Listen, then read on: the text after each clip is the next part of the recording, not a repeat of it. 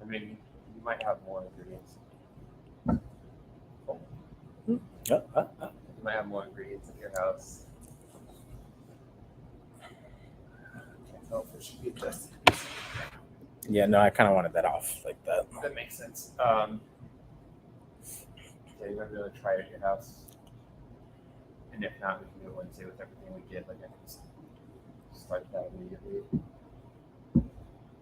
And Wednesday, I'm going to set an alarm, like, for 8 in the morning, which just says to flip kegs just right away. I don't need all those flip pieces of keg guys, but anyway, you can look in the right place. So, nonetheless, you know. Yeah.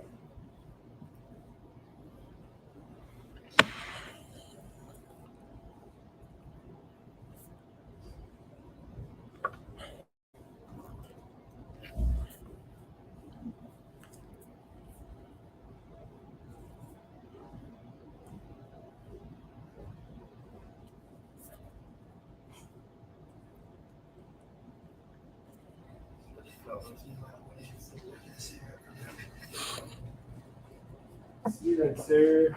Goodbye, sir. I don't know how to tell if anyone's watching this or not. Huh? I said I don't know how to tell if anyone's watching this or not. So you can see me? No. Oh. It's still the, It says you're in the show. Everyone can see and hear you. it's just the background there. I sent a link to a few people. Thanks, man. Anyone who knows who you know. I passed like canvassing and shit. I went once and his friends you don't know. My boss is on the phone. Don't call him gay under your pseudonym.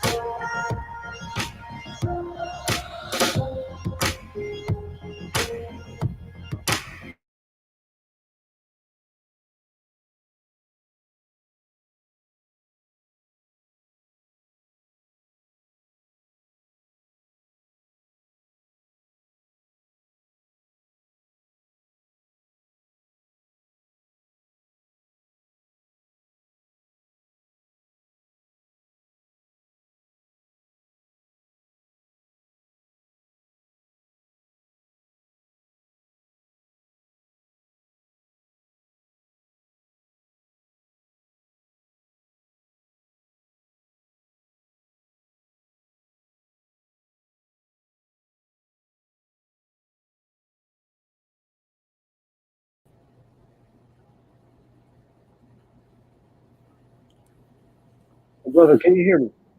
I can hear you. Can you hear me? Yes, I can hear you. My bad for all that technical difficulty there, man. This never happened on any episode. This is really fucking weird. Oh, it would be my episode that it would happen on. The Ritchie experience. Here you go. 30 minutes, and you gotta make a line because that's how it is at COVID. How you doing this afternoon, brother? I'm doing well. How are you? Pretty good, man. Getting situated. You know, it's just I've been here this past hour and a half, supposedly updating shit, and now it's like going downhill. That's how it goes, man. It's good, bro. We gotta play it by ear, you know. But the show goes on. Yeah, exactly. So, brother, before we do get started, if I too can get a chance here to turn on my camera, I did want to go ahead and bring you on the show for a couple of reasons, and I'll go ahead and discuss that while the camera just push up. Sure. But there was just very appearances that you were more of a hustler than an actual grunt worker. You know, you're very inactive on social media. But when I do see you active, you're one of the few that happens to be posting at 4 o'clock in the morning or 3 o'clock in the morning, you know, and that's when you start your day. And the few of us that do that, you know, it does not go unnoticed. So it's like, that's one of the main reasons that we wanted to bring you here on the show as well. Yeah, I mean, I've always been a night owl, so that makes sense. Definitely, so it does make sense, but not everybody can actually sustain that routine even after, you know, being at the bar and then coming back home on your day off. After that, you still find a way of fitting that in. You know, which I guess it's part of your routine, you'd say. Yeah, it's definitely not easy. I mean, it's definitely a lifestyle you got to adjust to. And, you know, grocery shopping's not that easy when you wake up late and go to work and then you get out of work and it's like 4 a.m. and nothing's open. Yeah, that can definitely be a hassle, especially in you learn to become part of that routine. There we go. There's that camera. There we go. You see me clearly there? I can see you. The audio is a little low. The audio is low, so that might be still set up on my AirPods. Man, my computer's lagging so bad, man. Either I need to download some of these episodes off, or it's just becoming excessive memory. And it's a Mac, but that's what it does. Audio.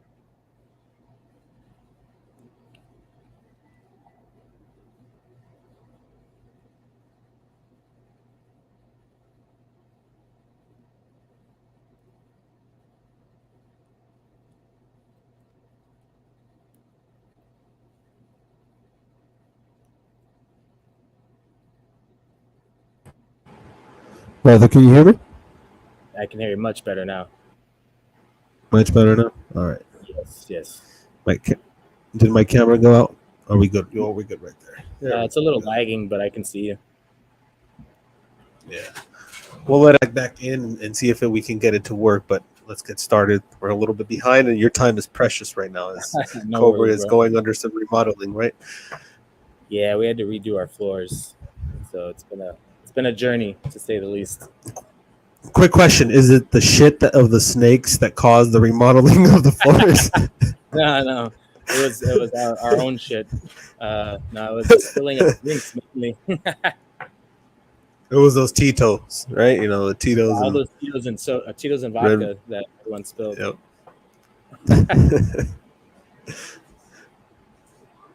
Yeah, man. Well, in regards to your routine, do you happen to have any spiritual practices or any type of routine that you incorporate? No, honestly, I just kind of try to make things fit when I see fit. I think people think I'm nuts because, like, I don't know if you mentioned earlier about like my posts late at night, and like I'll go to Tumamoc at like 2 a.m. Yeah, you know, because that's when it makes sense to me.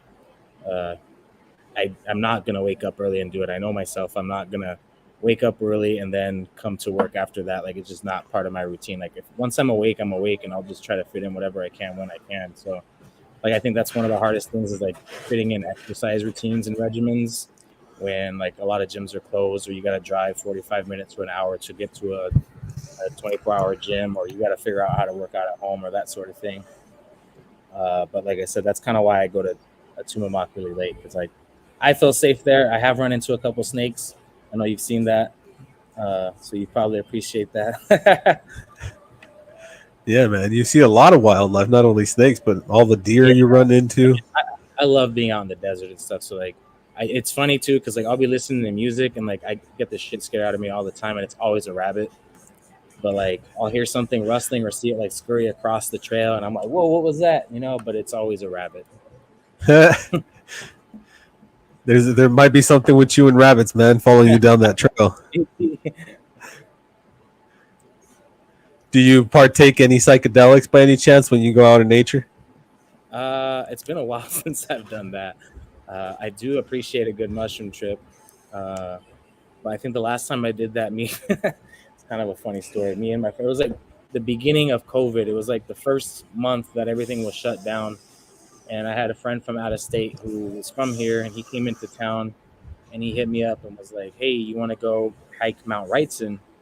Which I don't know if you're familiar with Mount Wrightson, but it's the tallest peak in southern Arizona. And neither one of us was prepared for this hike at all. Like we didn't do any like hikes to lead up to this. We just went for the highest peak of southern Arizona, and we're like, yeah, we're gonna do this. Like it's a casual after trip.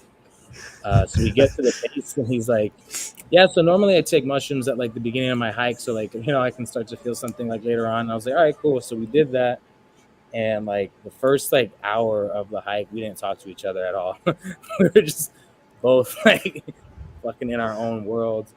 And I had some like pretty fun little trips on my own, and then we stopped like there's like it's not the halfway point by any means, but there's like a memorial spot that's dedicated to like these Boy Scouts that got stuck in a snowstorm like back in like I don't know the 20s or 30s or something like that. We stopped there, and we were both like finally feeling like somewhat normal again, and like had a good laugh at a few things, and then we just continued on our hike. And like I'm in jeans and sneakers, and the only thing I have on is like a hoodie to keep me warm. And we get to a certain point, there's like snow up there, and we pass these like other hikers. They're on their way down, and they're like in their like North Face gear, like they've got the walking sticks, they've got all the hiking gear that you can imagine, right? And they're like, it's pretty sketchy up there. You guys probably want to turn back. And we're still pretty happy. We're still pretty happy off our mushroom trips. We're like, nah, I think we're good. You guys are just pussies. So we kept going, and then we got to a point where there was like a foot of snow, and we're like, dude, we made it this far. We got to keep going. So we made it to the very top of the peak, and he had a beagle with him the entire time. So he had his dog, and the dog was a trooper. Like she wanted to go up there more than we did. So we got up there, took our pictures, signed the book, and came back down. And it was like a 12-hour journey. Was it a 12-hour journey because of the trip, or because that's how high you guys hiked up? Probably a little combination of both, but it's definitely not like a quick hike. I think it was more or less like 12 miles, but like you gain elevation pretty quick. There's a lot of switchbacks and stuff, so it's fucking beautiful, man. Like I said, I love being out in nature whenever possible. Do you guys ever go herping, bro? Like lifting rocks and seeing if you see anything of a fucking rock? That I haven't done since I was like a kid. Yeah, man, it's a good experience. You never know what the hell you're gonna find. See, that's what I'm afraid of. I don't want to find some shit I don't want to see. You'll find the thing, posted up right there on the top of the bar, Cobra.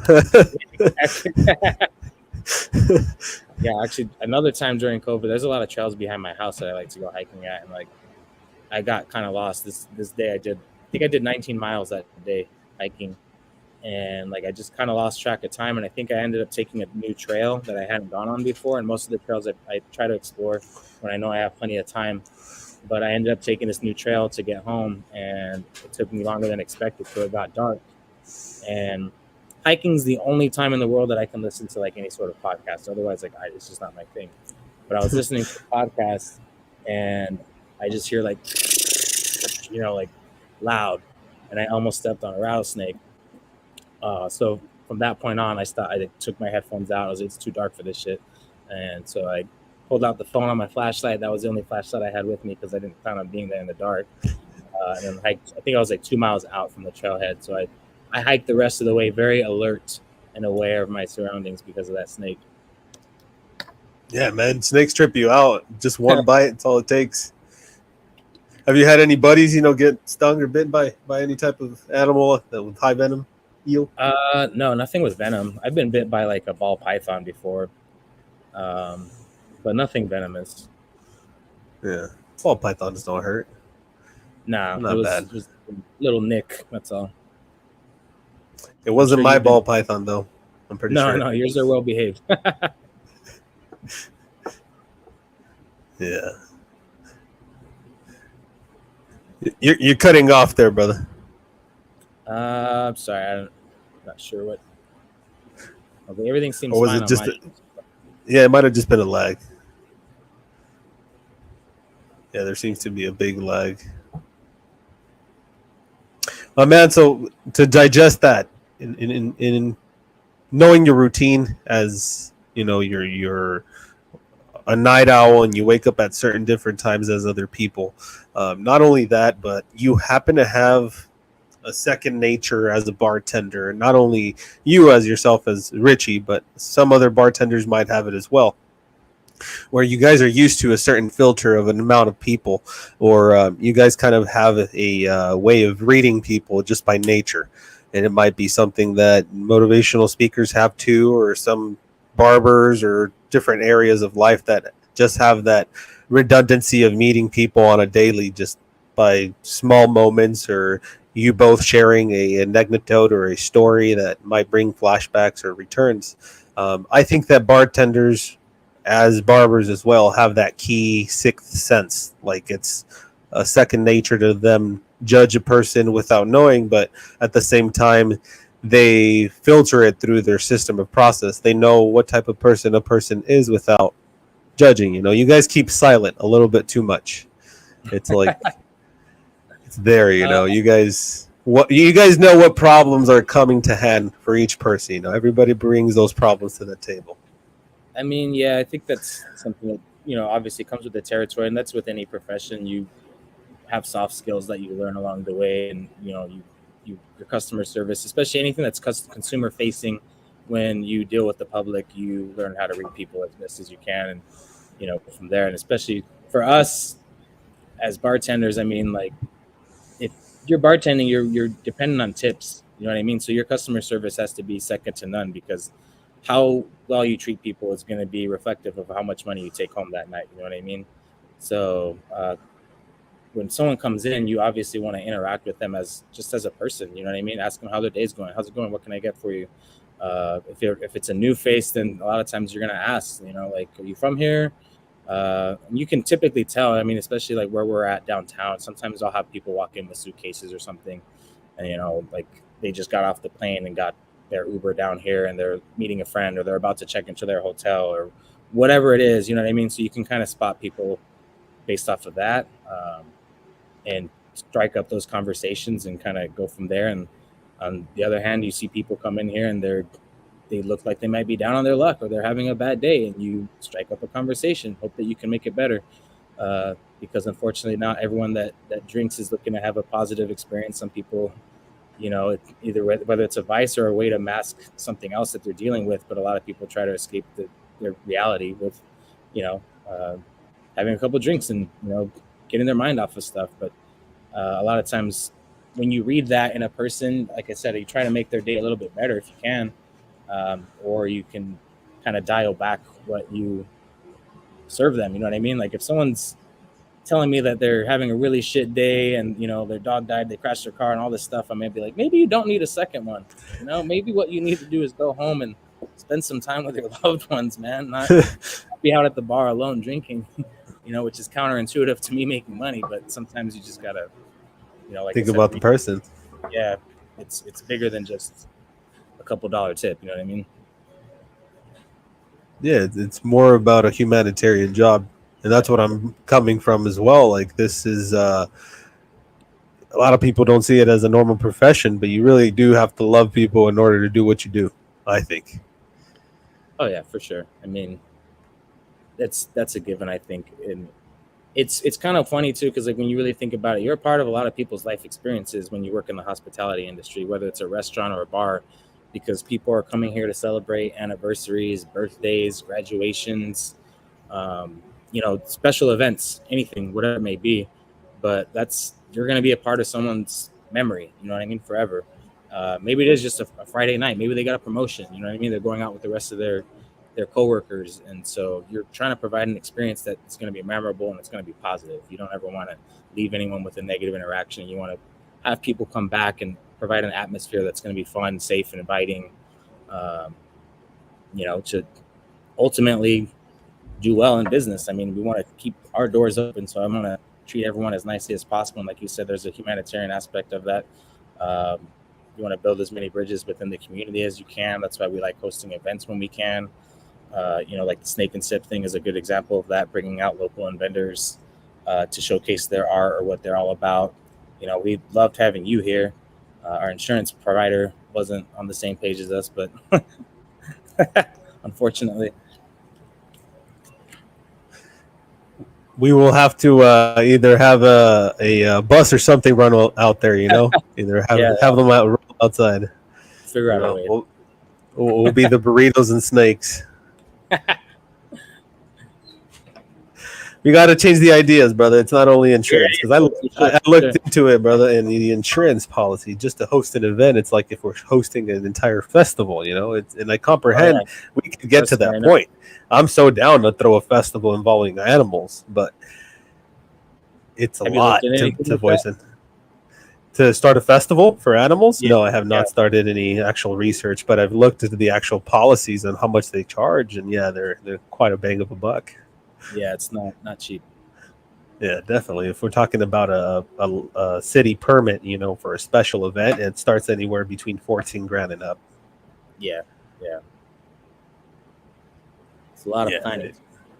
Absolutely, but it'd be something for sure to plan for the future. But right now we have, and we've spoken before, about the facility, so it's something for sure in the draws and the books.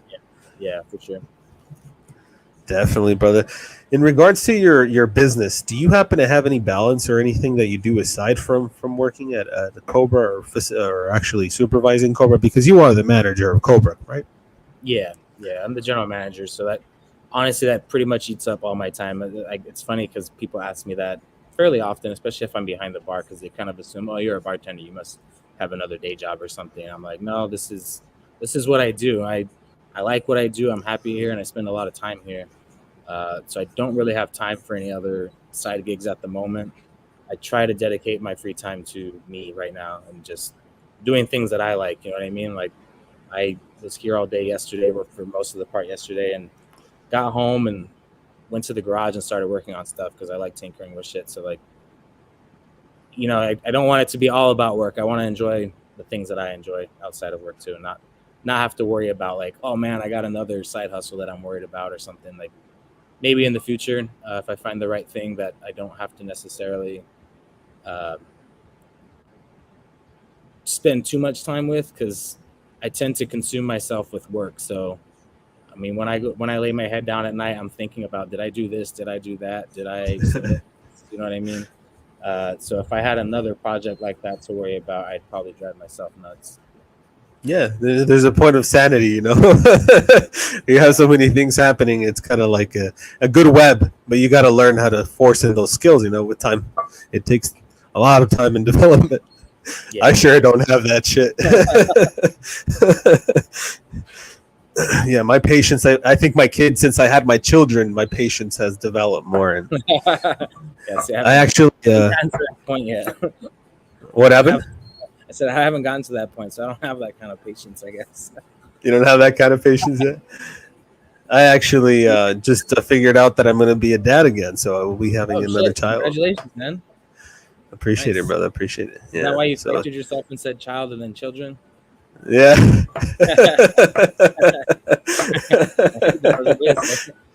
Yeah, I have 2 girls right now, but hopefully we have a boy. If not, we are cursed, my man. That's exciting. Yeah, it is exciting. Congrats, very exciting, brother. Appreciate it, brother. Appreciate it. Yeah, definitely blessings, man. A lot of blessings coming this year. You can feel it. Feel it in the ground. I'm assuming your daughters, do they like snakes and stuff too? They like reptiles? Oh yeah, they love all animals. That's awesome. Yeah, man. Yeah, they're very integrated with the business. They like shipping animals with me. They like moving animals and cleaning animals. Good skills to have. They're going to be in the family business. Definitely, man. They are the next, generation of the crocodile hunters.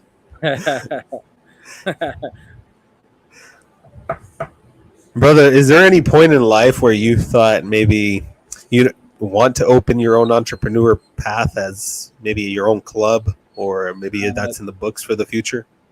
That is the ultimate goal, yes.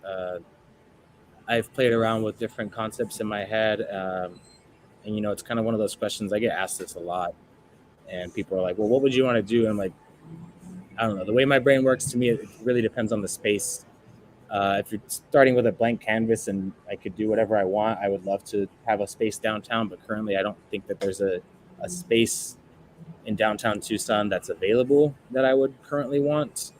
And then it really comes down to making sure you have the necessary funding and everything like that, which I think, given the correct concepts, shouldn't be that hard to secure. But again, I overthink things a lot. So even when I do come up with ideas, I'll see 90 ways for it to fail before I ever see it succeeding. And I kind of talk myself out of it sometimes.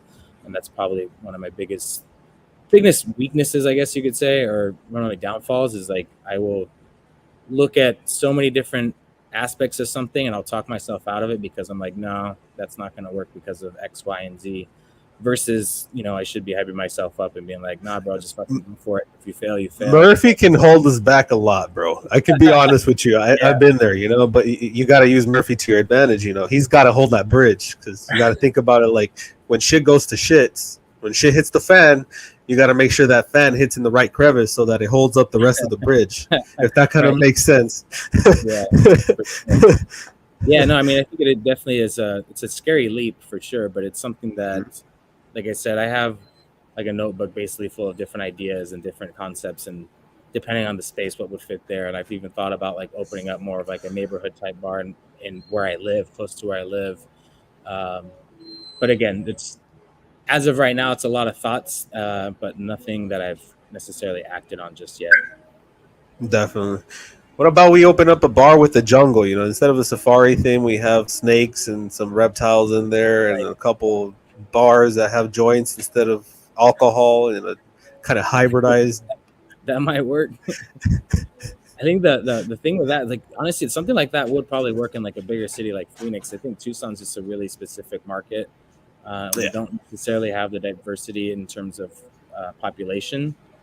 So when you find things like that are a little bit more niche market wise, it works in a big city because it has the population. People are going to drive from Tempe or from Glendale, from Mesa, from wherever to go to that cool spot. But Tucson's just Tucson. We don't have all these suburbs to help, support stuff like that. But I think that's definitely a really cool concept that, in the right place, it would work. Definitely. The problem with animals and food is that there's a lot of legalities with if you have anything with the health, organizations, or if you have anything with permits, they degrade everything when there's shit and piss involved. And it's understandable because it's a zoonotic disease that can be transferred from human to animal. It's comprehensible, but there has to be certain procedures where it's still allowed, you go to a zoo, there's still a food court. There's still areas where you go out. Yep. So as long as it's incorporated, like Disneyland, it still has certain areas where it's dedicated to certain restaurants that have left footprints. Like, for example, El Zócalo. I don't know if you're familiar with the whole Dorito story. They dropped the Dorito chip inside of El Zócalo. It was inside of Disneyland. And that's where the Doritos chip came from because it had nacho cheese, but it had dried nacho cheese from the day before. And I guess it was good. And that's where it came from. Yeah. I mean, I like Doritos, so.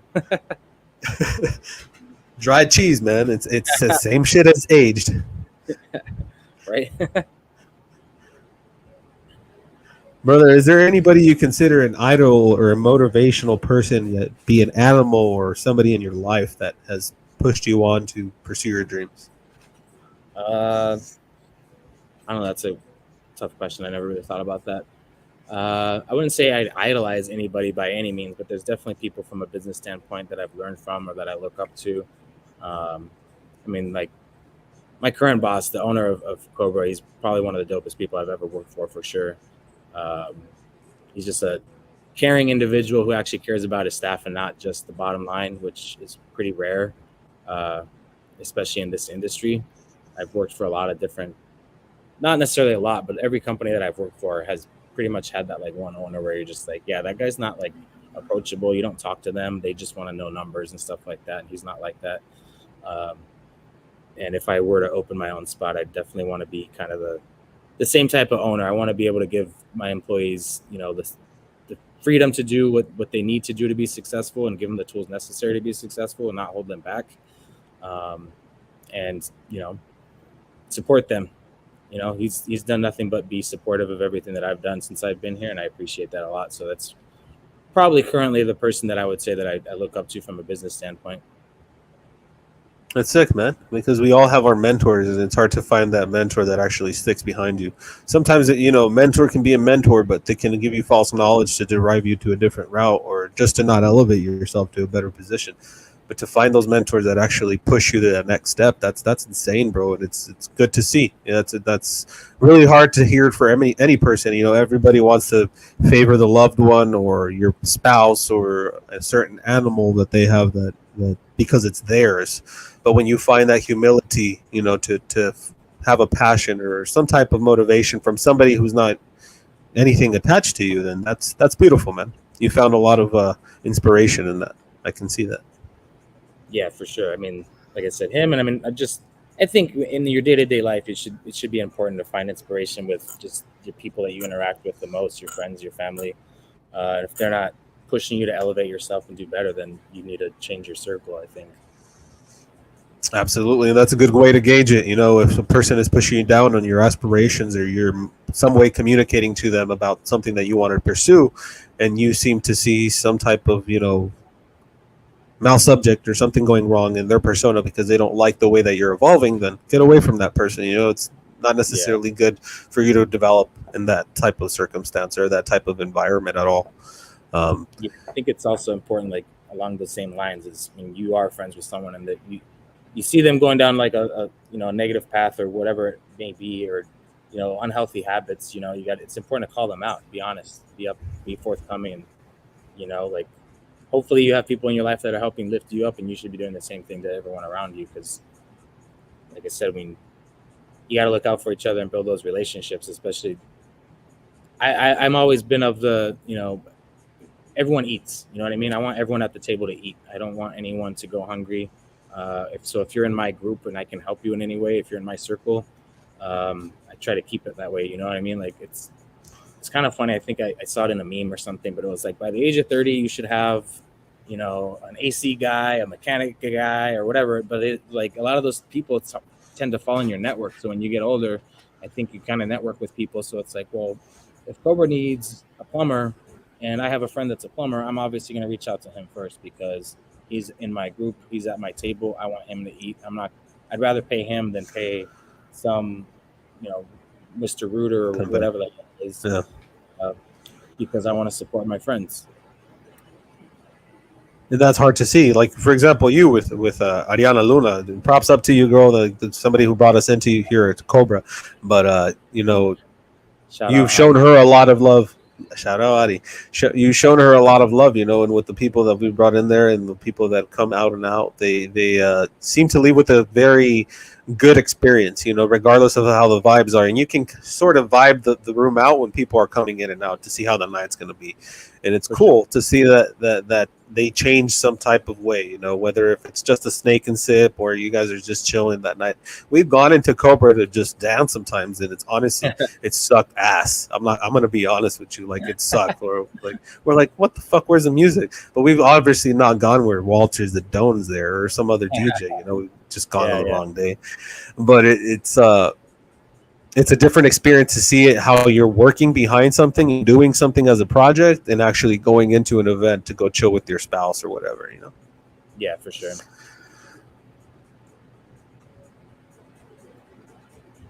Brother, do you have any techniques that you use as a daily superstition or a religion that you practice? Do you happen to have a religion that you practice, or you just go without spirituality?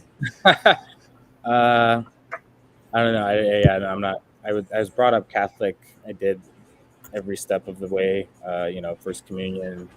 I did catechism my entire life, confirmation, the whole 9 yards. I used to go to church every Sunday. Uh, so I'm like familiar with that. It's just not my jam. I don't. I've read the Bible from front to the end, and it was just not cover to cover. I don't know. I prefer. I honestly just like don't really typically talk about religion because I don't want to offend anybody. But I don't have any spiritual practices personally, other than uh, I would say there's times where like I would talk to myself and just kind of talk myself through certain things. One of my favorite mantras is "Don't be a bitch." That gets me through a lot of stuff, honestly. That's a badass mantra. I mean, like, whenever something's really bugging me, or if like something's really hard, like whether it's I'm not a runner, man. Or at least I wasn't for most of my life, and I kind of became one, and that's what got me through a lot of miles. I'm talking like hundreds or thousands of miles. Was like when you want to give up, I would just literally in my head repeat to myself, "Don't be a bitch, don't be a bitch, don't be a bitch," and I would keep going. So it kept me. That's my one spiritual piece of advice to everyone out there is don't be a bitch. Don't be a bitch. It goes to show that word has some power, in connotation. I don't mean that in any like sort of derogatory term. That's just I use that No, absolutely. towards myself. No, like you said, it's a mantra. It's recited, and one can only solve that mantra. I don't know if you know the way that a mantra is solved, but you have to repeat it, and the mantra reveals itself upon you. So you must have unlocked that mantra some way, bro.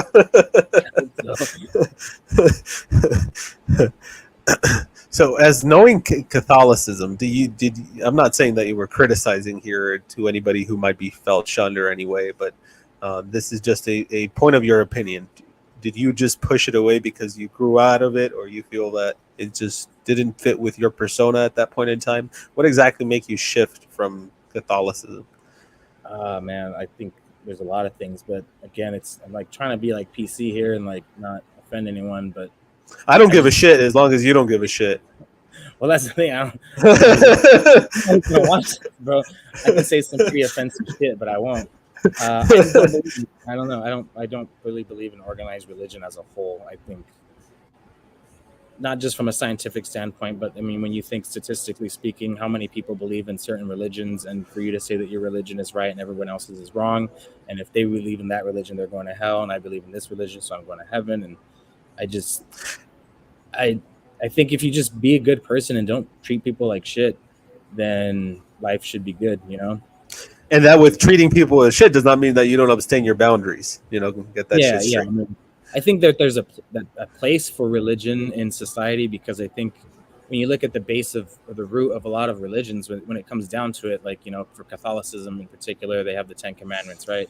And it's like anyone who's not a piece of shit should be abiding by most of those rules anyway. Don't lie, don't fuck your neighbor's wife, don't kill anybody, all these things. And most religions have some version of that, some set of boundaries or rules, which I think is important as a society to have, some societal norms that are boundaries and laws or whatever. So I think that there's a place for it. It's just, I think to me, once I learned that, you shouldn't do these things because it's just not nice, then I didn't really have a need for the rest of it, in my opinion. That's what it made sense to me, man. Like, to the point where I was like figuring out exactly who I was, because like you, I was raised into Catholicism, and to the point where I was actually brought to the priests to perform some type of ceremony to become a priest in the future. No, it wasn't nothing sexual. Brought to a priest to perform. I was like, whoa. No, brother. Okay. So I was told by the priest that I was supposedly going to become a priest, or going into that way of becoming a priest. And I told them that day, when I had to sit down with those priests, it was a ceremony of a couple. They gave me like this award because I was like it was like some type of ceremonial process, I guess, from me giving as an ash boy or doing whatever I did. But I told him I wanted to become an exorcist. If I was going to become a priest, I wanted to become an exorcist. Because I saw shit when I was young, man. I always saw shit. I always had visions. I always had premonitions. And I was like, fuck it. You know, if I'm going to become a priest, I'm going to become an exorcist. But when I started like actually figuring out what the religion was and what it fell into play, I was like, damn, y'all motherfuckers are just lying. You know, it's like just a way of a business, a corporation. Like, like Yeah. I just saw it with my own eyes, and you have to see shit with your own eyes in order to believe and actually push yourself out of just a fixed mentality. What I thought, and kind of the same shoes that you thought, bro. Like it's the more you see the picture, it's like, do I really need somebody to tell me that I'm being good and to feel good about myself, and then do something bad the next week to continue to go back to the church and repent? You know, it's like, no, if I'm gonna be good, I'm gonna continue to be good for the rest of the year instead of, you know, cheating on my wife or doing whatever the fuck I'm doing, you know? Right. Yeah, no, I agree. Yeah. I mean, like you said, when you look at the bigger picture of things, I think the roots of the church and everything, just in general, it's a business for one, so there's a lot of money behind it, and two, it's just a way to control people. You know what I mean? If you get people to all believe in something, like if I started my own cult right now and I got, you know, all of Tucson to believe in one thing and it benefited me in some way, then, you know, like I think that's pretty fucked up, but that's basically what churches do, in my opinion. And it's almost like the whole anarchy of like a virus. If you think about it, like a virus doesn't conceive itself until it's infected the entire host. So then when the virus spreads, it spreads like wildfire because everybody believes it because it's healed some person, or somebody out of the blue has miraculously fixed a bone or some bullshit. And then it just becomes like a wildfire. And that's what fucking religion is, bro. It's like a way to spread a virus. That's the way I see it. You know, it's not that I'm putting religion down because some people can heal in that way, but that's the way that I've experienced it. Like I said at the beginning, it's just not my jam. I think if it works for you, then by all means, continue doing what works for you. But it just wasn't for me. And that's respectable. That's respectable, brother, because it seems like you've seen something, you know, that's opened your eyes or enlightened you in some way. And I'm not saying that there's nothing higher than me, because I'm not putting myself at a higher level, because if I don't believe in a religion, then what the fuck do I believe on, you know? Right. So what I'm saying is, like, there is a higher self or the higher evolutionary process that we might not be aware of. But to each their own. Brother, what is your favorite animal? Favorite animal? Yeah. Damn, I don't know. I think that kind of depends, because like, are you talking like? Here's my problem is, like, people ask me simple questions and I overcomplicate them, right? So like, someone will ask me, "What's your favorite color?" I'm like, "Well, that depends. Like, are we talking about like color of clothes, color for a motorcycle, color for a car, color for a house?" Like, I start to like analyze shit like that. So I'm like, when you ask me my favorite animal, I'm like, well, I think dog is obviously everyone's, because like I spend the most time with dogs, you know, like, so it's like, oh, man's best friend, like that's an easy answer. But if you're just talking about like in terms of something to look at or something that you think is cool, that's a totally different category. So I don't know. Your soul, when you go into the zoo, what do you think Ritchie is?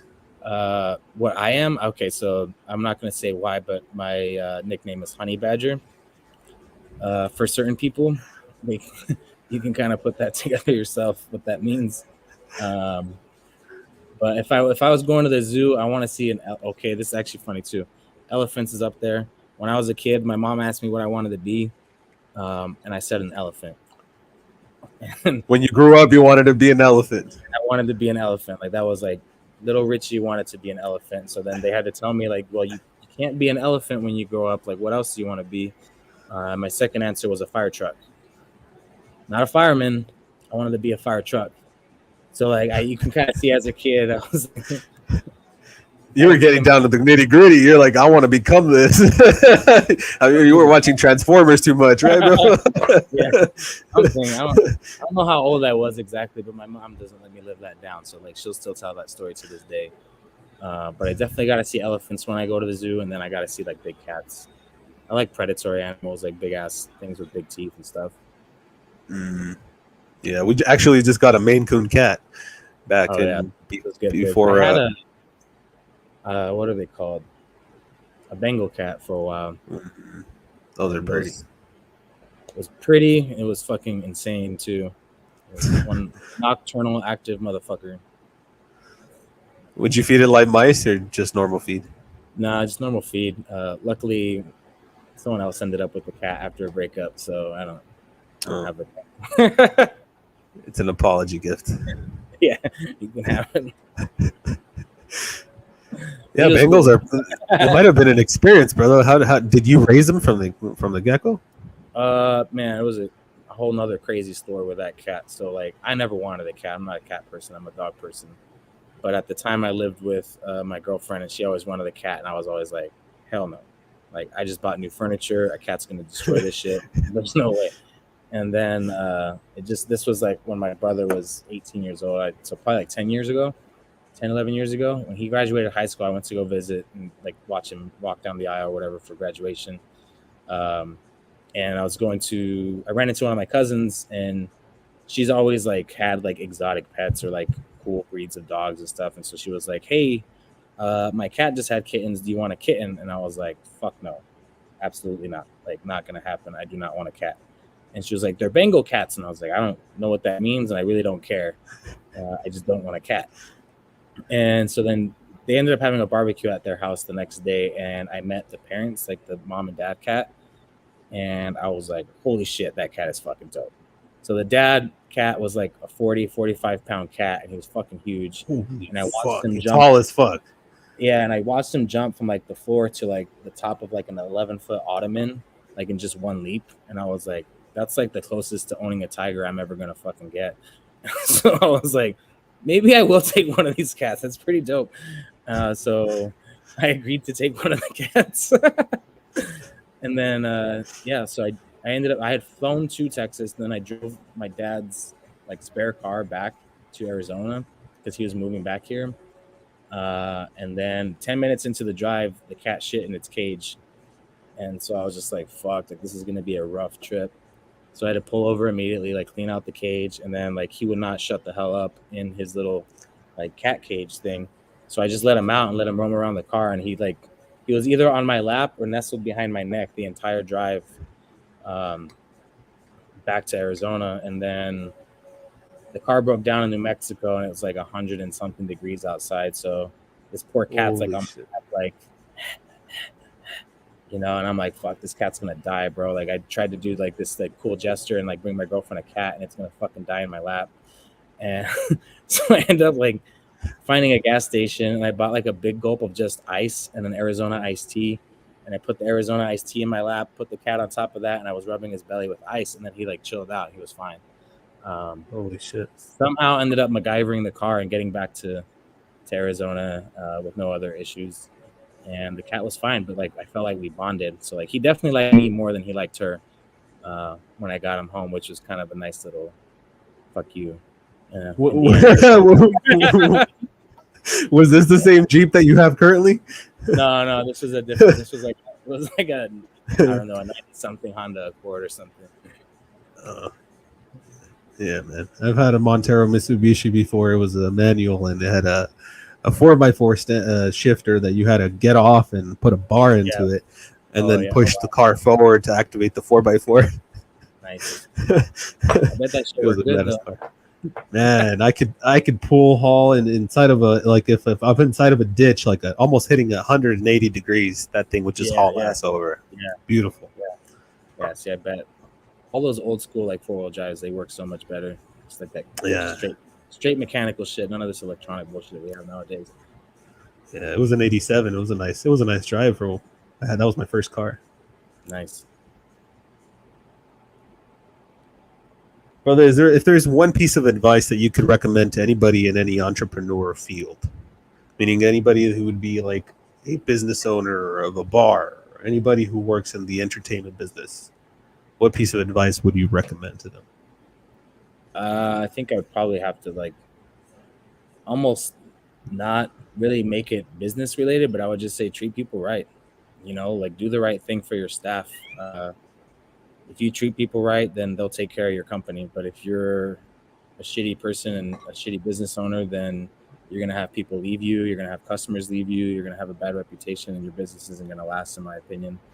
But if you treat people right, you treat people fair, with respect and dignity, and treat them like humans, then I think that goes a lot further than thinking about just the bottom line. That's a great piece of advice, brother. Great piece of advice. It's very simple and concise, but it can make a lot of sense in a lot of businesses. You know, whether if you're working as a photographer or working in any type of entertainment business, because it might derive that business owners as entrepreneurs are business owners. You know, you might be just a general manager in a lot of people's eyes, but you not only work with the bartenders, but you have to deal with payroll. You have to deal with, you know, some suit with HR department, as you can say. You deal with a lot of hands here with people. You have a lot of people that have children or have some type of family at home, and you have to deal with that as well. Like it makes sense to be a manager, but it doesn't make sense if you're not humanitarian. And that's why you thrive. I feel like a lot of people look up to you and think that you're a legend, brother, and I can see why, because you show it. You show it. You know? I appreciate that. It's humbling, but yeah, I mean, that's always been my thing. I don't like attention or limelight or anything. Like even doing this was kind of like out of my comfort zone a little bit. And I was like, fuck, I don't like talking about myself. I don't like hearing my voice. I don't like being on camera. So like none of this makes sense to me. But I was like, it'll be a fun experience. So it sure is, brother. I've learned a lot from you, and there's a lot of things.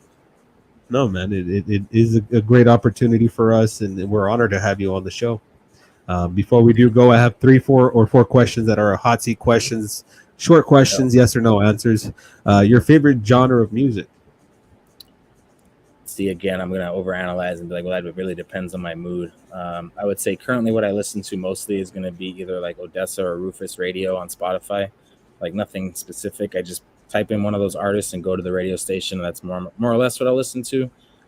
So I know this isn't a concise yes or no answer. But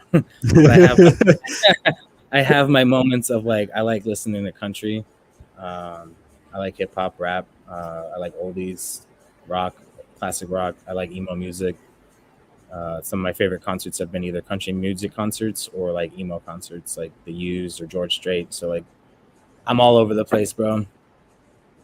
That's good. You work at a bar, you have to have a variety of what to put on while the DJ gets on.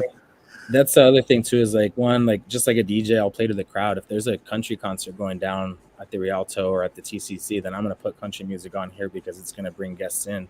Even if like my other bartenders are like, what the fuck are you listening to? I'm like, trust me, like you play to the crowd that's out there. You know what I mean? But I also will try to pick a different radio station on a daily basis, just because otherwise it gets repetitive and you end up listening to the same stuff every single day and it kind of drives you nuts. So I try to find like a different artist and start a station based off of that, like on a daily basis. And it is kind of nice too, because like if I have a different bartender opening on Tuesday and then a different bartender on Wednesday, they usually select the music. So it's just kind of up to them. That way it's not as repetitive. You know what I mean? This is a bit off track, not on these questions, but this is a personal question. We met briefly. We talked a little bit when we had that setup about looking at that other building, and we saw a section of that building downstairs where you told me you guys used to rave downstairs. This is a question you might get asked frequently, but were you a DJ back in the day, or did you mess with the boards at all? I jokingly tell all of our current DJs that I'm going to DJ. And then I do have a DJ controller at home, and if I have the right amount of drinks in me, I will bust it out. But there is by no means am I a DJ. I don't know how to mix. I would ruin your night if you hired me to. Now the stories about the downstairs in the raves, brother. Huh? Those stories about downstairs in that rave, were those planned, or has those buildings always been abandoned, or how is it that you guys had access to those buildings? So that's not something we did. That was something that happened like years before I was ever here. Okay. We partied once down there before, just kind of like, I don't know, it was a weird like joke thing. The first year that we were open, New Year's Eve night, whatever, New Year's Day, I guess. Obviously New Year's Eve is one of the busiest nights of the year when you work in the bar industry. So like we got our asses kicked, had a really fun time though. And then after work, like we're probably leaving work around or done with work around 4 or 5 in the morning. You know what I mean? And we had actually, I wasn't the manager at the time. I wasn't the GM. We had another friend of mine was the manager. And he asked the owner if it was cool if we partied downstairs after New Year's. And he was like, Yeah, I don't know why you would want to, because it's kind of gross down there. We're just like, yeah, that's kind of the vibe we want. Like, we've been in a nice clean club all day, you know. We watch other people. We just want to have like some grungy fun. So we literally like took like a bucket full of ice and like a bottle of vodka and some mixers and went down there and like hung out for a while. And then until we were over it, and then we're like, all right, let's get the fuck out of here. As far as the raves go, I've had like when I first started working here, I have other friends that grew up in Tucson that like hit me up and they're like, dude, we used to have raves down there like back in the day. So I don't really know exactly how long ago. I'd say probably like 15, 20 years ago. We've only been here for 5 years, so it wasn't like within our time, but I have had a lot of friends that have reached out and told me they used to party down there. So I don't really know how those were sanctioned or what was upstairs at the time. I know that the building itself used to be a department store called McClellan's. So if you go down to the basement, I was actually just down there today, but there was a bug flew into my mouth. Sorry. There's like a whole ass kitchen down there, like a kitchen set up with a hood, so that I think that was like their cafeteria area for the department store. And it actually spanned from here to I think where Easy Bocce is now.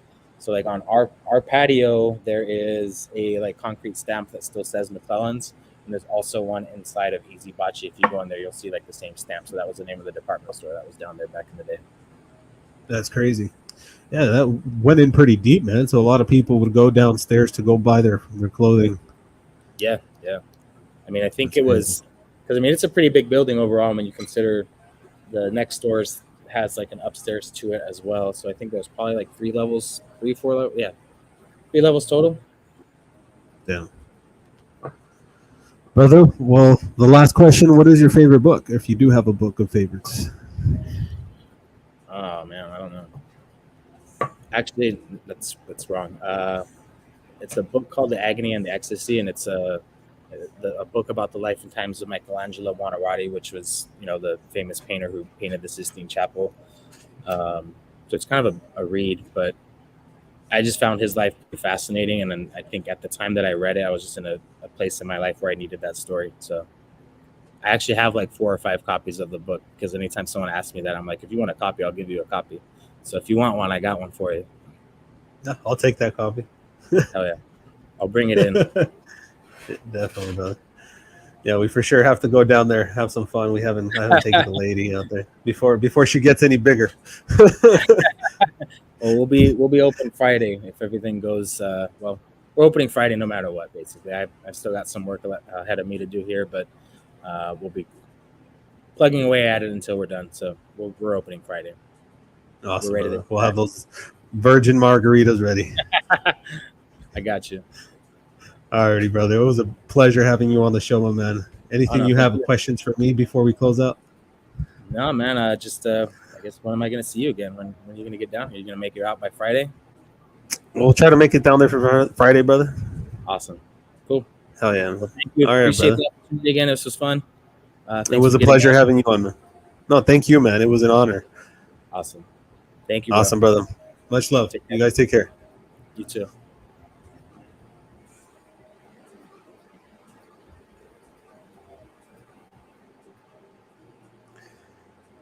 That was the Spirit Animal Podcast with Ritchie, General Manager of Cobra Arcade. It was a pleasure having you on here tonight.